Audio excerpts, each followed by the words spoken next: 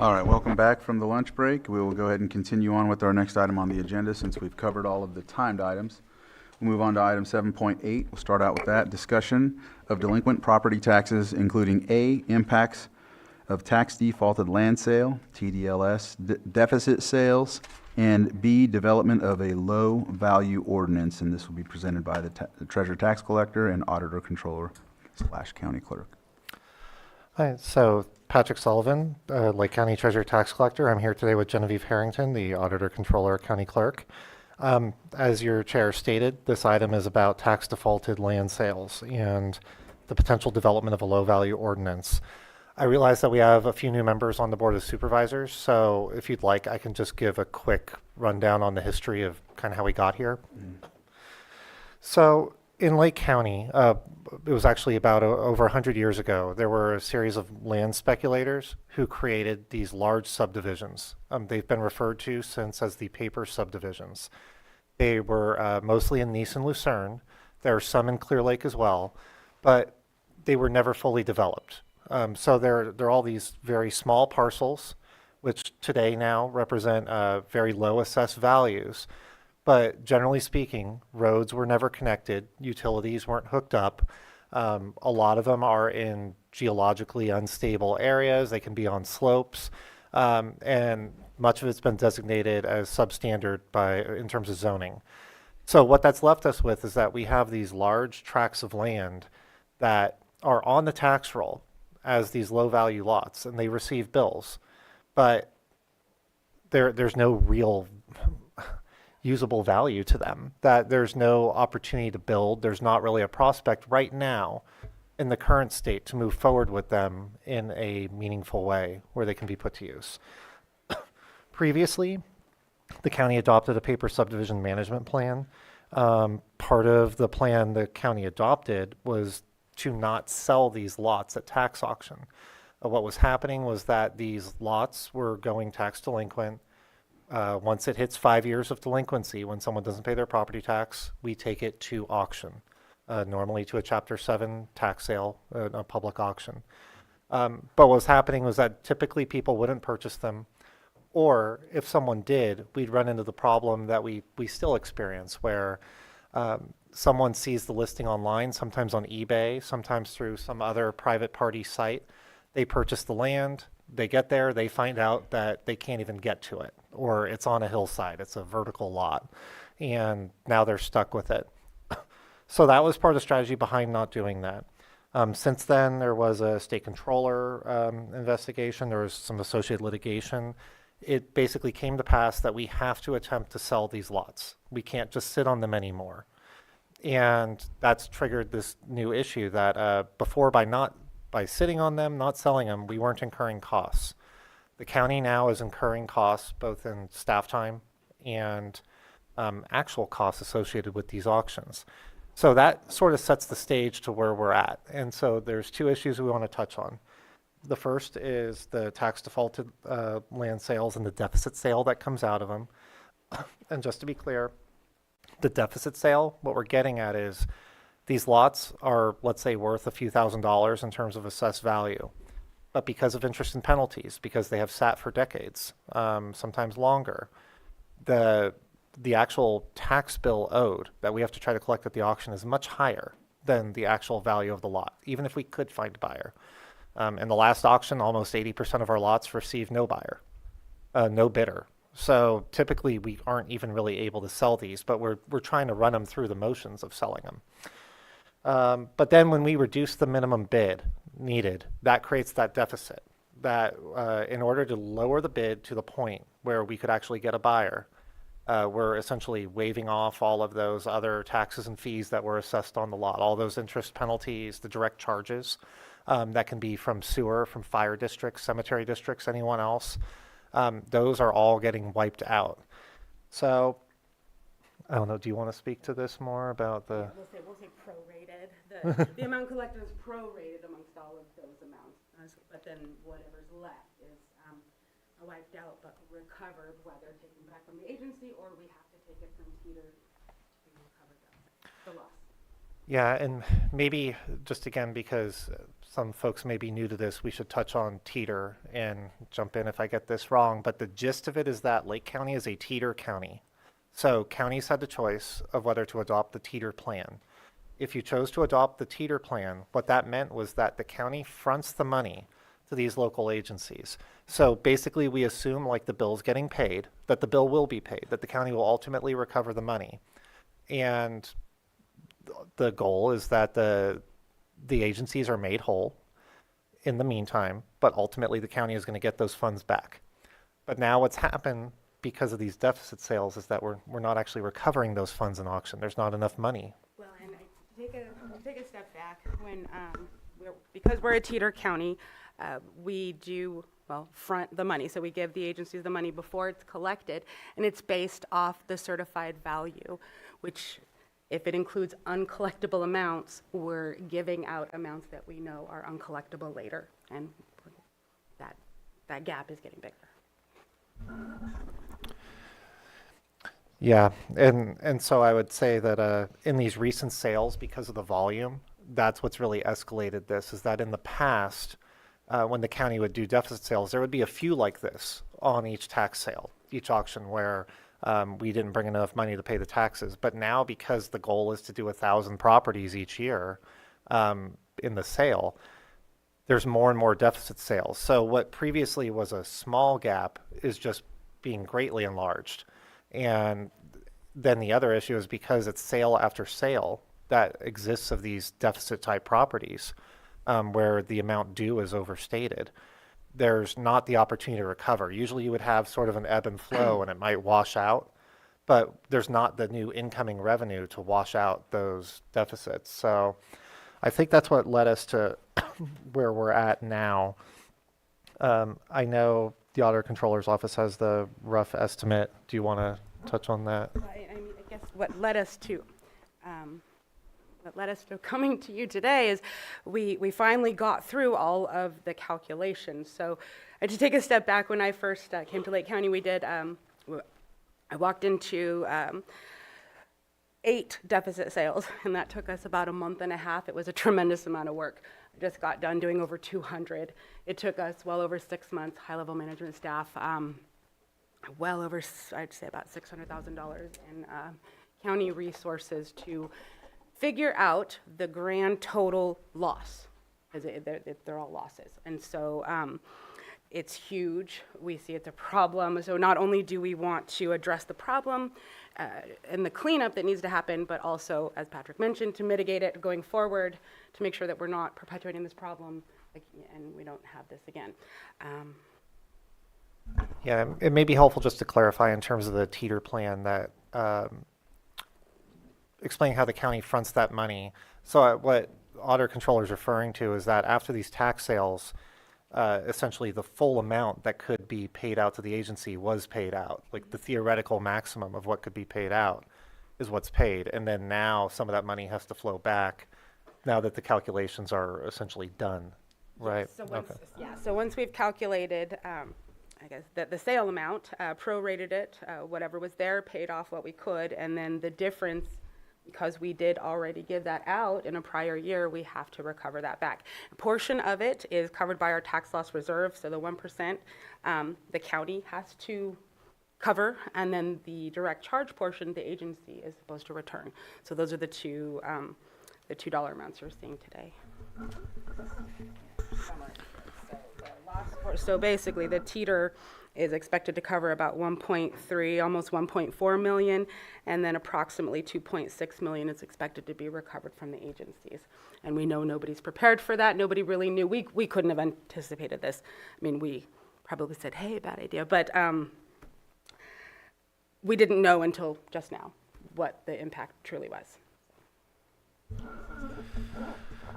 And so then I guess that leads us to just a discussion of what we're looking at going forward. Because we have this large inventory of tax defaulted properties that are of such low value, if we don't ultimately do something, this situation, this cycle will continue. I just wanted to highlight a few of the statistics that are involved here, and this may shed some light on where we're going. Cost to take a property through the tax sale can cost somewhere between $500 and $700. And some of those are hard costs. There's also the staff time involved. And so it's a bit of a ballpark. But what I think is more important sometimes is that we're pulling people from other duties to do these sales, in which we're getting 80% no bids. And in fact, going forward, the majority of our inventory, a lot of it is in the Nice and Lucerne paper subdivisions where we would expect to receive no bids. So we would incur all that staff time and cost if we were to proceed with the sale in that area, but we would potentially make or recover no dollars. To give an idea of what our inventory looks like as a whole, especially with these properties, we looked at properties that are valued under 5,000 as kind of a baseline because that seems to be where the breaking point is. Properties that are worth over $5,000 in value tend to be more stable in terms of tax delinquency. When you look at the total roll, about 22% of parcels are worth 5,000 or less. But despite the fact they're 22% of the total parcels, they make up only 0.8% of total charges if you include all direct charges like sewer, water, utilities, whatever can be attached to the property. And if you look at the base tax itself, those 22% of parcels represent only 0.25% of the total taxes assessed. So that's about $246,000. This is based off 2022 data because we always have to look backwards. Expected to not be recovered, correct? Yeah, so this is the bigger issue is that in 2022, when we were getting, this is back when we were really getting rolling with auctions, trying to increase this volume, 74% of our inventory was under $5,000 in value. Despite the fact we're trying to auction 1,000 properties a year, that's actually risen 4% to 78%. So, and the total number of tax defaulted properties is growing, but the growth is entirely in these low value lots. Properties that are worth over $10,000 are remaining fairly stable. So this is sort of our issue here, is that ultimately this is going to swallow us up if we don't do something to change the situation. We can't auction properties fast enough to keep up with it. It also begs the question about the type of properties that are out there. Most of the buyers we have were, potentially duped into purchasing these properties. And certainly one of our most regular calls in our office are people that are asking to turn it over to the county. They want to know if they can donate it. They just want out. They don't want to pay their tax bill anymore. They're paying their tax bill. They want to know what they can do. The county right now does not take that land back. We won't take those donations. So it's also a little weird, and frankly, it puts me in a difficult position if I'm end up forced into auctioning these properties because it puts both my office and the county in the position of perpetuating this problem, which is certainly something I'd like to stay away from. So right now, I think what we're looking for today is to understand the board's position, to get an idea of which direction the county wants to go with this. We've done some of this initial analysis that would indicate a low value ordinance is likely the best route. My understanding is that there's 8 counties left that don't have a low value ordinance. That's why it's hard to find someone else similarly situated to Lake County, because we're just one of the few remaining counties that doesn't have one, and we also happen to be one that has these large developments that are sort of unusable. So I think what we're asking for today is we're seeking the board's direction to support development of a low value ordinance. We have spoken with the assessor's office. Mr. Ford can't be here today. He had to leave for a conference. There'd be some additional work to do to define the unsecured element of a low value ordinance, but ultimately that would be rolled into a final version that could be presented to the board. Just to be clear, there would be at least 2 more appearances with that ordinance in front of the board. So if we were to go forward on this, that would give us the opportunity to work with the fire districts and other impacted agencies to begin to understand the impact that's happened so far and to also understand what the long-term impacts are going to be. These low-value lots have an extremely high delinquency rate. Countywide, our delinquency rate is about 6%, but in the low-value lots, it's depending on the TRA, I think average is 34%, but there's some where it's almost 40% delinquent. So it's going to require a look district by district to understand what the impacts are. And I think the most important part to highlight is the vast majority of this, unfortunately, is going to be borne by a few of the fire districts because the total amount of tax that's owed is very small, and that's spread throughout the entire county. But it's that $500,000 or so of direct charges that are just really concentrated with fire districts because their fees are typically not based off assessed value. It's a flat fee. So that's why they're going to end up dealing with the brunt of this. But I'd also just highlight the delinquency rate is already so high that not everyone is paying and the delinquency rates are increasing. So it's still a diminishing stream of revenue over time. But yeah, that's, I think where we're at in terms of our ask is that before we spend any more time on this, because it's an incredible amount of work to go through this process and put together the data and pull district by district what we need. If the board is not at least in concept in favor of this idea, we really don't want to spend any more time on it because we're already stretched pretty thin with tax sales. So we're happy to answer any questions. Thank you, Pat and Genevieve. I wanted to just acknowledge a couple things. One, I know a couple years back, 19 and 20, prior to both of you being in the positions, we were really focusing on trying to get tax sales done again. At that time, I'm not sure if, I mean, we just wanted a sale, I think, back then. And so this wasn't really in the consideration at the time because we just needed a sale to be done. And so then noticing the skewed numbers because of these fees, basically, or these tax defaulted properties, it gives like a really different picture on what's really valued and all of that, like you mentioned. So it's, I know this is a housekeeping type of thing, and just glad that we're at least addressing it because, yeah, it's going to continue. I know they have a paper parcel plan in the district and whatnot too. So it's just glad to, at least start the dialogue to start addressing these housekeeping issues that you all are bringing forward. So, I don't know who was first. I think he was. Vice Chair. A couple of questions. I think I saw that the total number of current tax defaulted lots was 3,500, is that right? I didn't, not in this report, but I think I had that. Oh, information I think according to the most recent data, it's 5,139 is the most recent total of tax defaulted lots that are eligible for auction. Okay, and then, so 5,100 there, and I know sometimes, more might come next year. What is the total number of lots that are in paper subdivision? Do we know? So I've actually wrestled with that same question because it's been hard to get a clear answer on that. I know of the 13,000 or so lots that are under $5,000. I want to say 9,000 to 10,000 of them appear to be in the paper subdivisions. So the vast majority of them are in those paper subdivisions. Okay.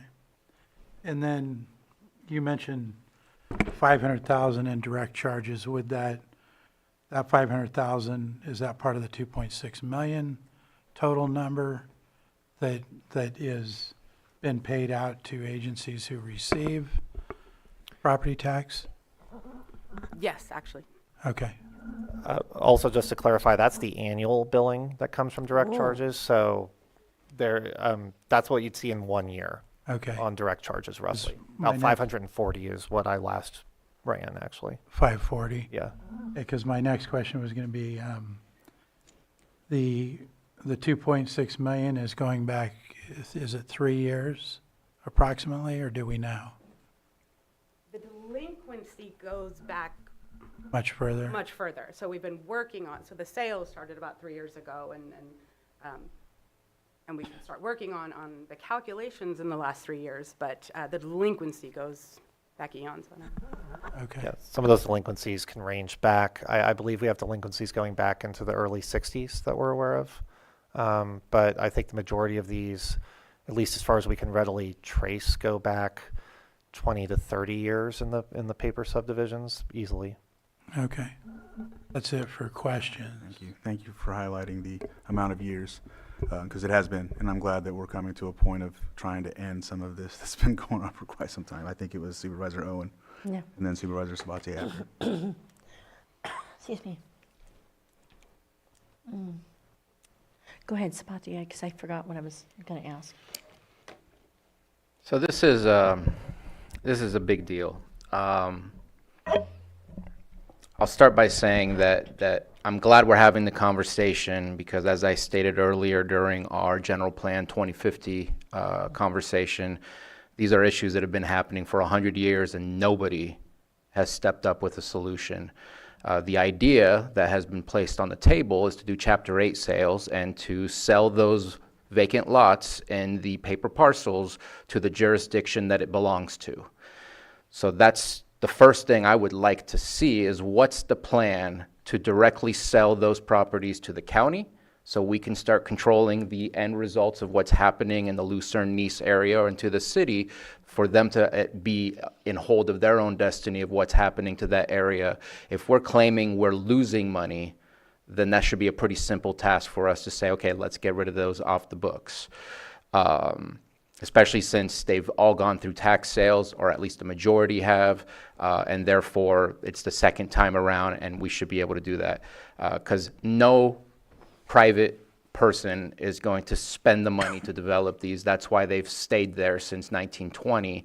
And so thank you for starting the Chapter 8 sales. It's taken time for us to get to that point, but I know that we had, I believe now 2 successful ones. I don't know if that last one was finalized yet, but we did one with the city of Clear Lake and we did one with special districts not too long ago, which has at least helped develop the plan and process on how to do those Chapter 8 sales. I don't know if we did one before, but I've never heard of one happening before this. I think we've moved about 40 parcels through Chapter 8 in the last 2 years. So there's a long way to go in utilizing that. But yeah, it certainly is a tool that can be used. And I guess that would be a question to kick back to your board is that I know previously when it was looked at the county acquiring properties, I think there was a reluctance for the county to acquire them because of liability and other concerns. I would also note that I think at that time we didn't understand that there was a cost involved in sitting on them. That back then when we looked at it, sitting on them was a viable option, or at least appeared to be. But now we can't ignore them any longer after the state controller intervened. So yeah, but right now I don't have clear direction on what to do with that. Right, and I think there's the indirect cost of sitting on them, which is wildfire issues, homeless encampments, illegal dumping. There's so many other issues that keeps those areas as blighted as possible to never have value. And so I think that it's on us to make that change, and I think that historically we've been waiting on someone else to fix this for us. So that's the one thing I would love to see, how we move forward with Chapter 8 sales to make it as easy as possible to get those into the right hands. Number 2, I'm worried about the $2.6 million, and I misunderstood my conversation that I had with Mr. Sullivan last Thursday. I thought it was based on the bids that were approved, that we received the funds from people who purchased tax defaulted properties, that we handed out those funds and we're recouping. What you're telling me is we're recouping teeter that has been handed out to those agencies over the last 10, 20 years to add up to this, rather than, because that's what I heard you saying today, is that we've been paying them teeter, but then we did a deficit sale where you're not going to get to recoup the teeter. And so now we're recouping money from, I'm going to request, I want to better understand the rules of statute of limitations, because some of these, as you stated, have been since 1950, 1960. I know 30 years was easy to find within the tax defaulted properties. I'm worried about what that number is. Statute of limitations on penalties accruing. Asking money back that we gave to somebody with maybe not even a fine print of this may not be the money you actually should be receiving. I don't know. The agencies. I would say I think there may still be some confusion, and I guess the Auditor Controller's Office can correct me if I'm wrong on this, but this is not recovering the ad valorem that's teetered. This is not recovering the 1%. This is only recovering direct charges, which are not teetered. Okay. So it's not reaching back to the dawn of time to grab those, the 1%. Yeah. 1%, but it could be a direct charge from 10 years ago. Exactly. Okay. So because we front full amount and then calculate later. And this unique situation is again, why it couldn't be anticipated. And I apologize, I heard teeter being discussed, so that's why I started misunderstanding what I thought I understood, but I think I'm back to what I originally understood. Okay. I would like to request, and of course through the board's approval, we need to have a sit down with all these taxing agencies. Some of the numbers that were shared with me are immense numbers, well, not in the millions, but some agencies are looking at a few $100,000, more than a few $100,000, some as less than $120,000, and goes down and down. And I want to make sure that we don't tip our other agencies that are working in partnership with us to provide services to our community to make sure we can resolve this in a way that doesn't really just tilt them to the point that they can't do the work that they're supposed to do, meant to do, because those are large numbers. So I hope that you can put a meeting together and figuring out what's a good game plan that everyone can better understand what's being asked of them and how to get back to a balance of zero, because I think that's just sending those bills out is going to not come back with positive results. Right, because in the past, my next step would have been to process a journal and take it, which we've done, but we got to this step and we said we can't do that. And so I would think before we sit down with the agencies, I was hoping for county direction on how to handle this. I didn't know if just processing a journal was the next step or how that would look. So I think we were hoping for ideas on how to handle this before I reached out to the individual agencies. I think one of the discussions that we had, and one of the points you raised was the possibility of bringing this back in installments, right? Instead of returning all the funds at once, was potentially spacing out those payments in some respect. Yes. So Okay. one idea was recovering it through future teeter distributions. Those are the largest distributions we give throughout the year. So if I reduced it maybe in 2 installments over the next 2, I'm not sure, or if the county had other ideas on how to handle this. Really, that's why we're here, because we don't expect to just go and process a journal taking all this back from the agency. And my final comment is, yes, we're going to save ourselves some headaches, potential money, but in the long run, we're taking away possibly from others, as you stated, that a large hit would be maybe on our fire districts, maybe some of our schools, whatever the impact would be. And maybe a conversation, and I'm sure that some people will get upset about what I'm about to say, but we're not compensated for the work of putting out bills for some of these other agencies. Is there a middle ground where we can get paid for doing that type of work, but not reduce it down to zero where they receive nothing, where there's a better balance rather than completely shutting them out just because tumultuous times right now, unknown future? What are the other options that could be on the table? So I can speak to part of that, and I'm going to kick it over to Genevieve here. There are some other options about cost recovery from agencies that can run through the auditor controller's office for what they charge, but it doesn't necessarily resolve the underlying issue that the tax debt is building up so high that there's no way to even recover the funds for the agency. Because all of the tax debt and county fees get parked in front of those direct charges, even if we are successful in selling a lot, a fire district isn't likely to recover. And like I said, none of the other agencies involved from a fiscal aspect are really going to be severely impacted, other than maybe special districts with some utilities. But like schools, anyone else, it's minimal because everyone else, their share is based off assessed value rather than these flat fees. So they just don't drive up that much value. I think districts, for instance, have the opportunity to bill separately. If we are not parked in front of them on the tax sale, then they could bill separately and they would actually recover the whole amount, even if it meant recovering directly against that property.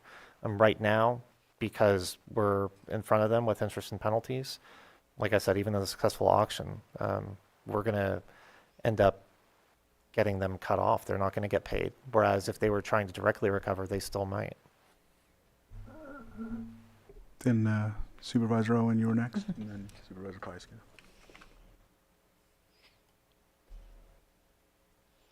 I had wanted to know, and actually Supervisor Sabatier had touched on part of my question. So, but portion of it is, what would these paper subdivisions be best suited for, looking to rezoning, or what could be done? What do you foresee? Or perhaps Miss Maria might be able to have some ideas as far as what would fit that terrain and those ability, what's there for the future, and would rezoning, and if we're getting a clump of them, to put them together or something for a different purpose, where it could be sold as a 5 acre or a acreage, or was it rural lands or rural residential or something along those lines, to make it where we could get something out of it. That would be my question. Is there a way that we can redo this area since we're in the process? Thank you. Mireya Turner, Community Development Director. In 2014 or 15, the Board of Supervisors did adopt a paper parcel subdivision management plan, and grouping some of those parcels together, merging them, and then selling them as developable lots was one of the options. That is, of course, limited to a certain sprinkling of the parcels that are already pretty near drivable roads or emergency vehicle accessible roads, as well as access to municipal services. Other ideas were to collect those parcels and save them for development of trail systems. So yeah, we're taking a look now at options to maybe move forward to realize part of that subdivision management plan through the Lake County 2050 process, by possibly changing those land use designations from something that is residential to something that is more towards parks and trails. But we're taking a look to make sure that that won't have huge tax impacts or other things, because I'm not sure why they didn't do it in 2008. So we're taking a look to see maybe if that would be a good idea to change that land use designation to maybe open space. Yeah, and that the parks was something I had wrote down as well. I know in Clear Lake, where they have there was a little bit of talk when I was with you and Alan about possibly some of those paper subdivisions, kind of converging them and kind of putting a park in possibly. Because obviously they're not bringing any tax revenue in at this point, and they're actually costing us. So whether it be tax or a larger parcel where somebody has room for a home, and so that it can turn that around. But now that we're going through the rezoning, might be a good time to look at options. Thank you. Yeah, similar to the Treasurer Tax Collector's Office, just short of cannabis calls, our top volume of calls is people wanting to develop these paper parcels that they inherited from their great grandma. So we have told thousands of members of the public who either have inherited these parcels or who have bought them thinking they could develop them, all the many reasons why that's not an option. It's real painful for people who think they've gotten this great deal to come to Lake County and live on a little parcel of land with an awesome view, to be told, sorry, you can't even quite get to your parcel. There are no roads, no infrastructure, and yeah. It would be great if we could use it for its higher and better purpose, which would be public access and hiking trails. Thank you. Thanks. Supervisor Pyska? Yeah, ethically, we need to get to find a solution that works for everybody. But I do see that Chief Cepeda is on, and I know he's one of the agencies, so I was wondering if we could hear from him. Yeah. Hey, welcome. Thank you. I've been there for a long time, and I feel your sorrow and empathy. I realize I'm going to be probably one of the hardest hit. I know for my staff, I'm only speaking for Lake County Fire, is that we, look at a biannual payment for no more than 2 years based upon the overall amount that we're going to owe. I do like a lot of the dialogue. I know that I've worked with Lars Ewing on some of that Parks and Rec that he has. The merging of lots, whether looking for ag, commercial, light industrial, manufacturing, I think those are great ideas. I just think that for us moving forward, Lake County Fire is to be able to look at trends of property values so that in our capital replacement plan and everything else we have, we can look at 5, 10-year, 15-year increments and what that direct charge and tax is going to be impacting our budgets. But I thank you for your time, and if there's anything that Misha and I can do, let me know. All right, wanted to bring up one more thing. Pat, you and I had talked before about, and I don't know if this fits into what we're talking about, I just know it fits into the paper subdivision parcel situation. And that was looking for like nonprofits or whoever to do like a silent auction to, suffice these properties as like green belts, trails. I also was thinking at the same time, with the Lake County Recreation Authority, possibly having some sort of interface with that. I know that there's been lots of discussion with some folks in Lucerne and Nice talking about bike trails for mountain bikes and things like that. I think some of them reached out to you, Supervisor Pyska. Just throwing this out there, I don't know if it fits, but just trying to find some use for the lands, and then also just reiterate that discussion we had, and if it even fits when it comes to the silent auctions or whatever you want to call it for those agencies. So, yeah, there's a few different options that can work in terms of open space for both what you're talking about. I think what Supervisor Owen was referencing is that the use of these lands for open space is permissible under Chapter 8 sales. So we can directly sell them. If the land trust already owns land, let's say in that area, we can do a sealed bid sale where they could make purchases of adjacent properties. But one of the difficult parts, I think, that we've all encountered in the past for this is that these properties all are sort of a checkerboard. There's tax defaulted lots next to privately held lots. So it's sometimes difficult to package them together into a usable amount. There are other entities that may be interested in acquiring them. I know we've made some initial inroads with the federal government, with the Forest Service, but that seems to have stalled out a bit. We've looked at other entities that may be interested. But I think one of the issues is acquiring enough land or setting aside enough in a block to do it. And at some point, I think whether it's for trails or parks, some entity, whether it's public or private, is probably going to have to acquire enough of those lots to kind of build a base. Because even, I know in the past we looked at grant funding for creating trails or parks, often you had to demonstrate that the project was viable. And when you don't own any land yet, when it's all not held by anyone, it makes it difficult as an applicant to really show you're ready to move forward. So, I know that's tough because I know no one's excited to hold these lots, but I think for a lot of the ideas, at some point, someone is probably going to have to acquire some of these. But, Go ahead. but we need an ordinance to deal with this. Yes, in the meantime, if we don't have an ordinance, this problem just continues to escalate. Yeah, so that's what we need to talk about. Anything else before I open it to the public? Go ahead, Supervisor Spatier, or I don't know who's first. Supervisor, go. So in the paper subdivision management plan, it only speaks to the unincorporated, and it speaks about 10,000 properties, but we know that you handle every property in the county. We have approximately 64,000 properties total in the county, at least from last time I looked at the full megabyte printout. Maybe it's 65,000, but it's around that number. There's at least 2,000 more in the city of Clear Lake, so that 10,000 from the management plan is 12. What does that do to your departments? And I guess I'm asking also about Rich's department, Mr. Ford's department, the assessor recorder, by taking out 15 to 20% of the properties that you have to process every single year?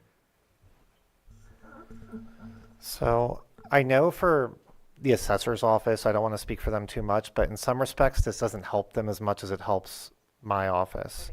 Well, yeah, and it's the assessor's office still has to go out and assess properties to determine whether or not they're going to hit that $5,000 mark. So for them, it doesn't necessarily save them a lot of money.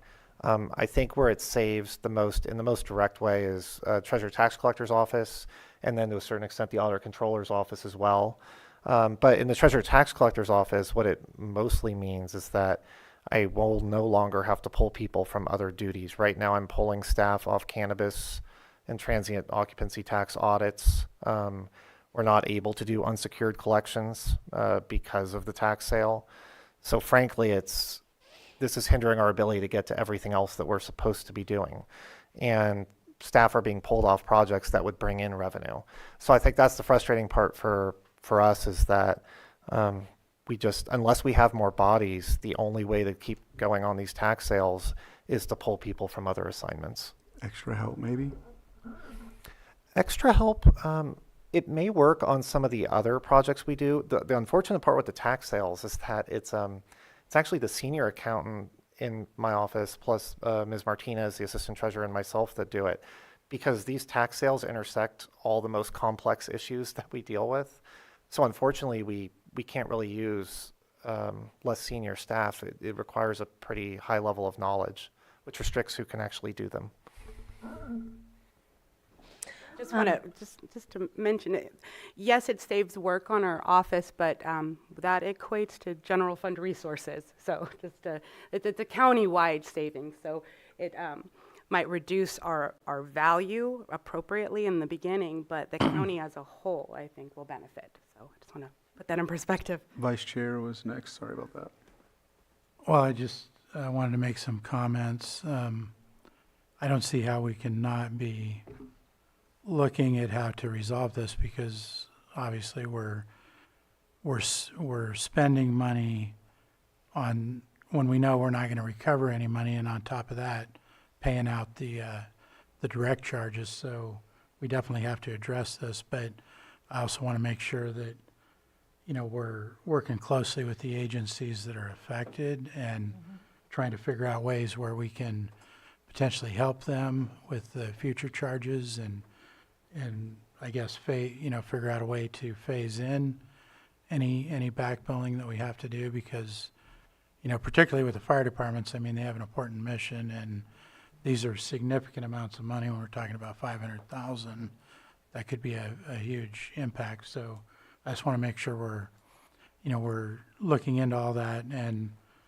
I also think that, you know, if we're going to work on this, we should be also actively working on the plan to figure out what we're going to do with these properties, so that gets dealt with and not just wait on it. I think that's potentially something we could work on along with this, and figure out, you know, who might want those, whether it's us owning them and turning them into the trails, or continuing to make another effort with the Forest Service on the North Shore ones. I don't know if that'll work out, but I think there's plenty of other options and opportunities to where we could do something great with these properties and not have this, but definitely think we have to work on it. Supervisor Owen? I would prefer, if possible, to examine the option of making them larger and rezoning them to make it larger parcels. The reason why is because their value should increase, and they can have little ranchettes, and the agencies will end up getting some revenue from it. Second option would be, of course, for me personally, would be the trails. I think that's amazing. I just think that our agencies still need to recover some money and be able to plan for that. So, you know, if it's feasible, to be able to make larger parcels. And this may be more of a question for Director Turner, but generally, my understanding is the only way we can effectively do that is either one of the agencies, like if it's in the city limits of Clear Lake, or another entity would need to acquire it, or the county would need to acquire it, merge it, and then flip it back in a sale to a private owner, if Okay. that's what we wanted to do. I think right now, while they all simply have the power to sell and are ready for the auction, we can't touch them like that. Okay. So. Director Turner and then Supervisor Pyska. Yeah, I think we looked at that a few years ago. It could involve an involuntary merger. Additionally, we would also keep in mind that the large majority of these parcels have very steep slopes, very unstable soils, and would require an up-to-date size road to be constructed to access them. So that may be viable for an extremely small number of parcels, but it would be an extremely small number of parcels. So, I think we need to give direction on how, to work on it. Yeah, go I ahead. had mentioned one more thing. We had talked about the $500,000 in direct charges that it won't be billed with the low value ordinance. Keeping in mind 74% of that is likely not to be collected. And also, I just wanted to put it out there. We want to work with the agencies. As was mentioned, they can bill directly. So this is not the only way they can recover those fees. So we have some other ideas that are far less costly on the county to try to help them. So we do need to have conversations about that. So we have ideas. It's just that the tax bill is not the place for that type of billing to occur. Well, I was just going to suggest that we give direction to work on an ordinance with the agencies, bringing them in for their input, and it's better to have them at the table in the beginning rather than just bring something that we've all worked on for a long time without having their input, which is really valuable, and we need to figure out. We do have to recover those discretionary funds at some point too, so we need to have a plan for that. We need to have a plan or what it looks like when agencies own all these paper subdivisions again. So there's a lot, I think, that we need to do, but I think the first step is working on the ordinance and bringing the agencies in to help with that. All right, so I'll open it up to the public so that, because I don't think we've done that yet. So if there's anyone from the public that'd like to come on up?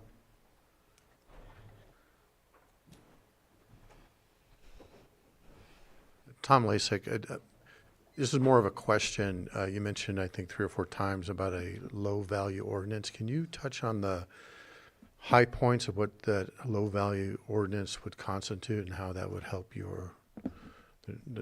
the auditor and the treasurer and the county? Okay. Sorry, I guess there's an alarm system that's been triggered or something, so we need to take 5 minutes. I apologize. Do we need to walk out? I don't know what, Susan just told me we need to take 5 minutes. I don't suppose. Think about it. I don't know.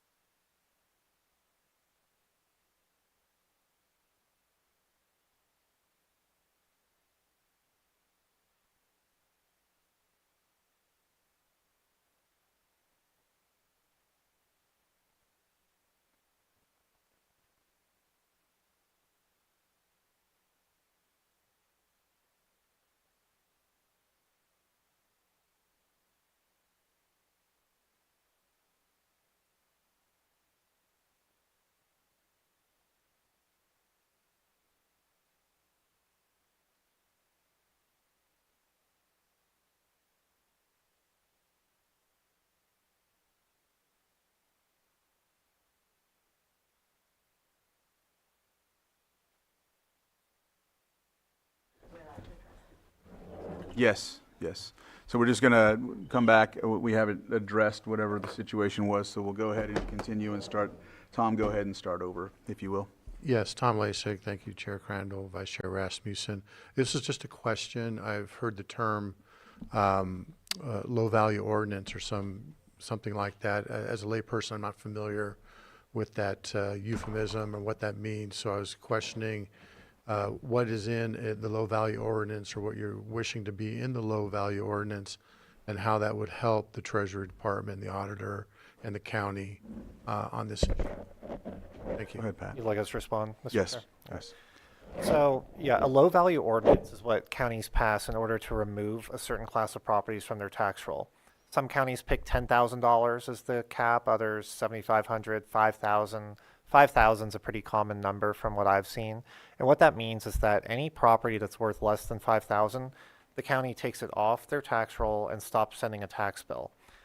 Usually what counties look at is in order to send out a bill, there's a cost involved. And then if, let's say, for follow-up, because they're late, we have to send a certified letter that costs $8 or $9. We have to take phone calls, but the bill is only for $20. So as the more time and money you spend on it, the less of a return you get. So 5,000 is often used, but the main cost when we did our review of this is actually heavily incurred on the delinquency side, because that's when we have to pay those larger figures associated with the auction and all the legal costs that go with it. So that's what it does. It removes those from our roll so that those properties no longer get a tax bill. Hope that answers.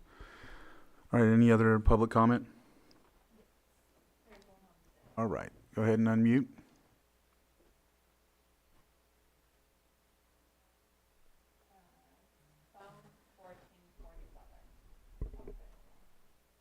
Hello, my name is Chris Jennings here in Lake County. How's everyone doing today? Can you hear me just fine? Yes, we hear you. Go ahead, sir. Thank you. I just want to comment on these paper lots. I live in Clear Lake. I live next to these paper lots. There's several hundred paper lots over here. There is a handful of them in tax default. The tax defaults, you can easily go to the GIS and see them all.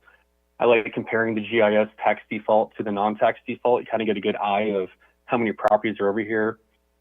Specifically over in Wilkinson, 10th, 9th, 11th, 7th, those areas. I guess we call it the flats. I just want to say, I think it's a pipe dream to acquire all these properties and put them together as large properties. I've been trying to acquire these properties. I have an epithelial water course that runs through my property, coming from these properties, and it is an industrial dumping ground. Every time it rains, I have pill bottles, coolant containers, oil containers, everything you can imagine that's probably polluting the water course, dumping into Cache Creek, because I'm not too far away from Cache Creek, which then dumps into Clear Lake, is running through these water courses. And I hate it more than anything. I'm probably the resident firefighter in this area. Every time there's a fire from the homeless, I'm on my dozer, making sure my fire lines are good and secure and trying to do what I can on my part while there's substantial homeless fires happening. I know the 10-year dream is to acquire all these properties and put them together. I think it's at landowners around that expense. The only way we're going to get these properties if we do substantial code fines to acquire these properties, where people basically give up on owning the property because they don't want to pay the fine from the code enforcement from dumping and all the garbage and everything else. And it's just going to take a very long time unless you guys come in through eminent domain and seize all of these properties and put them together and do something, which I don't think state legislation really allows that too easily. But like I said, I've been trying to acquire these properties. However, some of these properties are in a 35-year tax default. So in order for me to try to work hand in hand with the county or the city, because these properties do touch my property, I need to wait for them to officially go to auction for these outrageous prices of $20,000, $30,000. And then a deal can be made with a property owner. I'm a very good property owner. I own 38 acres. I believe my property is immaculate compared to what's around me. I take care of my property. I'm a steward of the land. I'm very fortunate and thankful for what I have. It's just sad to see what's around me. I just want to be honest, and I think you guys should all take a look at this area back here. Take a drive out here and see what it's all about. There's a lot of these hot spots like this, and I don't see all these properties coming in together into multi-acre parcels for a medium income class little ranchettes ever happening, because I've been trying to acquire these properties for years.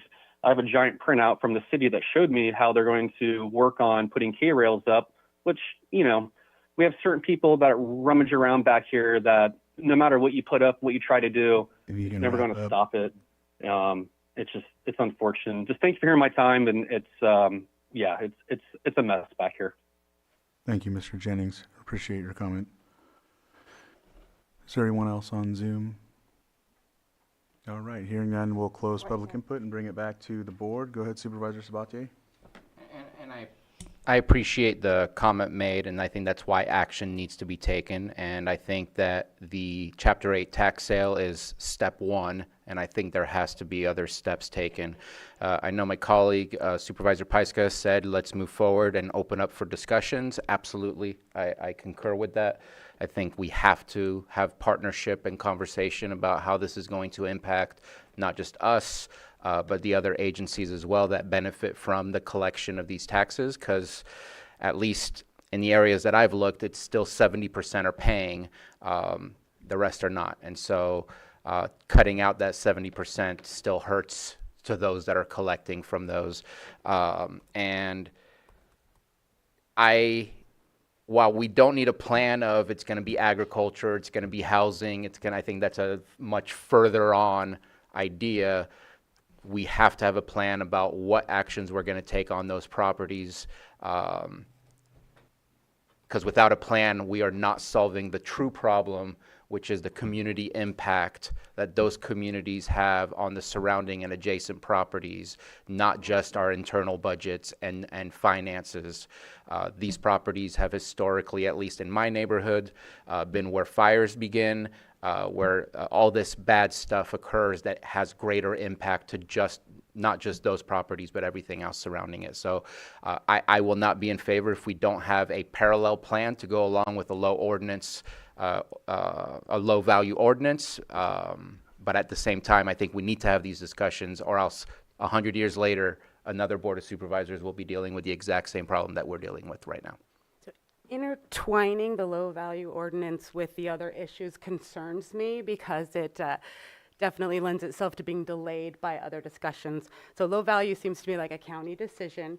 Yes, 70% of collections on under 5,000 bills will be lost, but the county's losing much more. So it's hard for me to not see it from that perspective.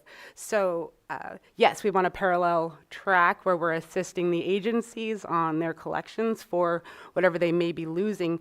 But I don't agree with intertwining them. I think the low value ordinance needs to be something our county does to save itself from this mess again in the future. And then separately, the plan for the paper subs, the plan to help the agencies, we absolutely plan to analyze the impact and work with them. I do not agree that those should be entangled together, because then one will slow the other one down, and that's a big concern for me. Vice Chair? Yeah. Well, first, I think we need to move forward with discussion about the low value ordinance. But is there a way that we could have another group also working on the plan to deal with these properties? Like similar to Supervisor Sabatier's comments, I understand the concern with intertwining them because we have two different issues. So, Yeah, So I guess that would be the question that I have is, I mean, I think our offices are happy to work together with all the stakeholders. But yeah, that would be defining what we're looking at, because we were initially imagining that we would be focused on more the fiscal impacts to these. I think what you're talking about is a broader group, and for that we would probably need community development and other departments to be involved that are beyond just our offices if we're going for a bigger purview like that. That's beyond what we have. That's outside of our lane. okay, I understand that. All right. Go ahead. And I disagree. I think that shifting the burden is not a solution, it's our solution. We need to figure out how to do the Chapter 8 sales, which you are absolutely a part of. No one else can do the Chapter 8 sales. So we have to figure out what our plan is, at least to get those properties in the right hands, because the hands in which they're in right now is useless and not going anywhere. I mean, people don't even know they own the properties half the time. And so I think we don't need a plan of what our development looks like, but we need a plan on how to get those properties in the right hands. And that's going to have to go through your offices in the sense of any Chapter 8 sale or any kind of putting them in the right agency's hands. It's going to require, I really don't care for a specific plan. That will be the city's job to come up with their plan if they acquire all those properties. That will be CDD or the district supervisor's plan once we have access. Leaving them in the hands that they're in right now continues the problem that we have. Just getting them in the right hands is the only plan that we need to have, and it's how we do that. What's the cadence of delivering that? Is it when there's a 3-year that occurs on a tax lien for a code enforcement violation where now you can sell it, but instead of putting it to auction, we just automatically do a Chapter 8. I think it's a lot simpler than it needs to be. There is no need for a specific plan. Once you have access of those properties, we're working on housing, we're working on other things, we might be able to easily deliver and work with developers to get those plans done, but that's not on you guys, and nor should you wait for that. Yeah, I think we just. Go ahead. I didn't know if he was going to answer. The immediate crisis is that we need to. Yeah, that's what I want to say. If we Yeah. just want to stop, the low value ordinance will stop this from Yes. going forward. We're extremely motivated. We need the microphone. To get paper subs, I mean, and I'm speaking for you, so please, we're very motivated. So holding the low value ordinance hostage essentially isn't necessary. We want to get that going because it's on a separate track. We have to have 2 public hearings, and then the other work would be a different group of people, a different process. So I think we just want to give you the direction you need to work on this most critical issue right now. Did you want to answer before I? Yeah, and I'd just say, I think both of our offices, I know my office is happy to work on any broader effort to determine what those other options are and how to go forward, but certainly that would need to be a broader group, and I think your board would have to designate what that group is, because we can't force those other entities or county departments to participate. So if your board wishes to form some sort of larger group, we're definitely ready, willing, and able to participate in that. Supervisor Owen? I was just going to ask your recommendations on how we start this process coming forward. You know what our visions are, where we would like to go, and you're the experts, so what's our first step that you recommend? I would think it's resurrecting the same kind of group that originally worked on the paper subdivision management plan. That you bring in all the county departments that can have a role in it and get them all involved, and our office can participate in that, and examine the different options, because things have changed since the last time that group did get together. Because of the impact to other entities, I think, as Supervisor Sabatier was raising, probably bringing in, the fire districts are the most impacted, and the city of Clear Lake, while not really financially impacted directly, they are impacted in terms of the blight and then the inability to do tax auctions. So I think if you involve those agencies and the applicable county departments, then that would offer the forum for us to work through these issues and come back with real recommendations. So are you looking at going with the low value, or are you looking at going with the Chapter 8? I think it would be all of it. So it'd be the low value ordinance that we would go forward on one parallel track, working on that. But then on another track, we would be working as a larger group to identify solutions. Chapter 8 would be part of that, because right now someone has to file an application with my office to request a Chapter 8 sale. So I can't start them. An agency has to request that from me before I can move on it. Okay, I just want to make sure there's no conflicting. There's no conflict between all of these ideas. They can Okay. all go forward. Okay, we'll have to do them all. Yeah. Solve this big yeah. Vice Chair? So I'm in favor of working on the low value ordinance I would like to bring it back as a separate issue as soon as we can to form a group to start also working on this other issue of Paper subdivision. figuring out how to dispose of those properties, how to bring them into our possession, whatever the case may be. I don't want to delay working on that either, but I'm good with giving direction that start the process for the low value ordinance to bring that back to us. To include working with the agencies, as has been stated by other supervisors, bringing them in right away to have those discussions. Right, okay.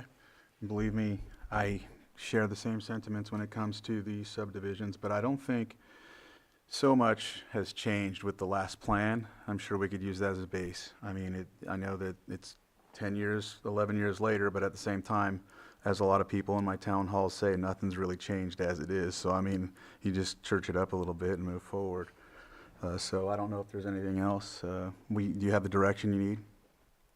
Yes, I believe we do. Anything need else? a Did I miss motion? anything? No, I think it just says direction. I don't know, Lloyd, do you want to, are we good? If staff is satisfied with the direction that was provided, that can be provided via consensus. We wanted clarification on who is bringing back this second item that Supervisor Rasmussen mentioned, which is, I'm happy to work on that. okay. And do we want a committee or? Well, then we Well, would, We'd have to bring it back to the Yeah. board, but I'm happy to start the process, yeah, to be involved in that. I would like to be involved too, if you don't mind. all right, so can you help me with this? Yeah, I want to make sure. So that, the supervisors who want to participate in that can coordinate things with staff offline so that an anticipated future board agenda item would be presented for your board. Yeah, Right. okay, that's what I thought. So as for this, right now, you have the direction you need. Yes. They'll work to get that moving forward with the admin. Good? All right, thank you. All right. Okay, so with that, we're going to go into our next item, which we will be going into closed session. We are going to do 8.3, and that is, let's see, conference with legal counsel, significant exposure to litigation pursuant to Government Code Section 54956.9D2E1, 2 potential cases, and with that, we will go into closed session. We'll come out after that, and we'll take care of some of the other non-timed items.